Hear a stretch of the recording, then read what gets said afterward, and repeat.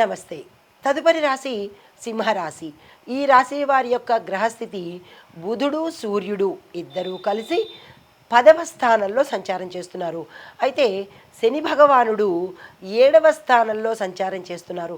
అయితే వీరి యొక్క సంచారం వల్ల ఫలితాలు ఎలా ఉంటున్నాయి అంటే పదోన్నతికి అవకాశాలు, అంటే ప్రమోషన్స్ రావడము, ఉద్యోగస్తులకు వారి వారి కేడర్లో ప్రమోషన్స్ వస్తుంది. తరువాత వ్యాపార వర్తక పారిశ్రామిక వాణిజ్య రంగాలలో ఉన్నవారికి మీ యొక్క లాభాలలో ప్రమోషన్స్ వస్తుంది. అంటే ఏదైనా ఇక్కడ గమనించవలసినది ఉన్నతి అనేది గోచరిస్తోంది. పని వాతావరణం కూడా చాలా చక్కగా ఉంటుంది. గతంలో ఏమైనా ఇబ్బందులు ఉంటే కనుక ఆ ఇబ్బందులు సమసిపోయి మీరు చేసే పనిలో వాతావరణంలోనూ పనిలోనూ ఆనందం కనబడే అవకాశం కనబడుతోంది. దీంతోపాటు శని ప్రభావం వల్ల, అంటే అన్నీ మంచిగా ఉన్నాయి కానీ శని ప్రభావం వల్ల దంపతుల మధ్య శని భగవానుడు 7వ స్థానంలో ఉన్నాడు. 7వ స్థానం అంటే కళత్ర స్థానము. కళత్ర స్థానం అంటే భార్యాభర్తల్లో వివాహ స్థానం అనమాట.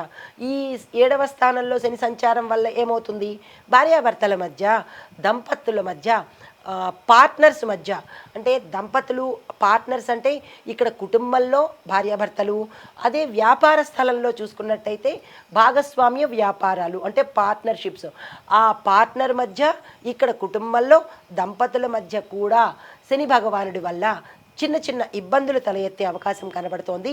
దానికి తగిన జాగ్రత్తలు తప్పనిసరిగా తీసుకోండి. అయితే ఈ సమయంలో కష్టపడితేనే మీకు ఫలితం అన్నట్టుగా ఉంటుంది. కష్టంతోనే ఏదైనా సాధించాలి అనే అవకాశం ఇక్కడ కనబడుతోంది. కాబట్టి నిరాశ చెందకుండా జాగ్రత్తగా పనులు పూర్తి చేసుకోండి. అయితే ఇక్కడ మరొక విశేషం ఏంటంటే బుధగ్రహం వల్ల, సూర్యుడి వల్ల మీకు విదేశాలు వెళ్ళాలన్న కోరిక ఈ సమయంలో తీరుతుంది.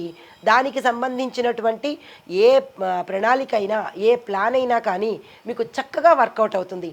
ఎటువంటి డిస్ట్రక్షన్స్ లేకుండా స్టాంపింగ్ అవ్వడం కానీ, యాక్సెప్టెన్స్ అవ్వడం కానీ, లేదు అంటే కనుక ఇబ్బందులు లేకుండా మీ ప్రయాణాలు సాఫీగా జరిగే అవకాశం ఈ బుధ రవిల వల్ల జరగబోతోంది. దాంతోపాటు ఆరోగ్యపరంగా చూసుకున్నట్టయితే కనుక కొంత అనారోగ్య సూచనలు గోచరిస్తున్నాయి. దానికి సంబంధించిన జాగ్రత్తలు తీసుకోండి. ఎటువంటి అనారోగ్య సూచనలు అంటే జీర్ణ వ్యవస్థకు సంబంధించి, చిన్న ప్రేవులు పెద్ద ప్రేవులకు సంబంధించి, ఎముకలకు సంబంధించి, దీనితో పాటుగా తలకు సంబంధించినటువంటి ఇబ్బందులు గోచరిస్తున్నాయి. ఎవరికైనా ఇలాంటి ఇబ్బందులు ఉంటే తక్షణమే డాక్టర్ పర్యవేక్షణ తీసుకోవాల్సిందిగా ప్రత్యేకమైన సూచన.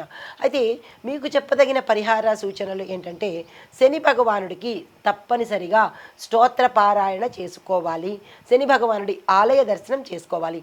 ఇటు కుటుంబపరంగా దంపతుల అన్యోన్యానికి, ఇటు వ్యాపార రీత్యా భాగస్వాముల యొక్క అండర్స్టాండింగ్ కోసము శని భగవానుడిని తప్పనిసరిగా పూజ చేసుకోవాలి లేదా ఆలయ దర్శనం చేసుకోవాలి. రెండవది, శుక్రవారం రోజు స్త్రీలు గౌరీ పూజను తప్పనిసరిగా చేసుకోండి. ఎందుకంటే కుటుంబంలో భార్యాభర్తల మధ్య అన్యోన్యం కలగడం కోసము కుంకుమ పూజ, గౌరీ పూజ తప్పనిసరిగా చేసుకోండి. దీంతోపాటు ఈ వారం రోజుల సమయంలో తర్క వితర్కాలకు తావివ్వకండి. ఎవరైనా అగ్రెసివ్గా మీతో మాట్లాడితే కూల్గా వెళ్ళిపోండే తప్ప వాద ప్రతివాదాలు చేస్తే దానికి నష్టపోయేది ఈ రాశిలో ఉండేవారే. కాబట్టి జాగ్రత్తలు తీసుకొని మాటను సమన్వయంగా మాట్లాడండి. తగాదాలకు, అనవసరమైన విషయాలకు దూరంగా ఉండే ప్రయత్నం చేయండి. ఇది ఈ రాశిలో ఉండేవారికి చెప్పదగిన సూచనలు, సలహాలు. నమస్తే.